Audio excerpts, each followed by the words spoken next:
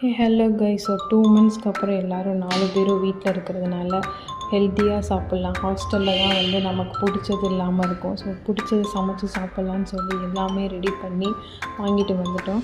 Early morning சீக்கிரமாக எழுந்திரிச்சு friends 4 பேரும் போயிட்டு இது வந்து ஒரு 2 வீக்ஸ்க்கு நாங்கள் வாங்கியிருப்போம். ஒரு 500-600 பட்ஜெட் வந்துச்சு.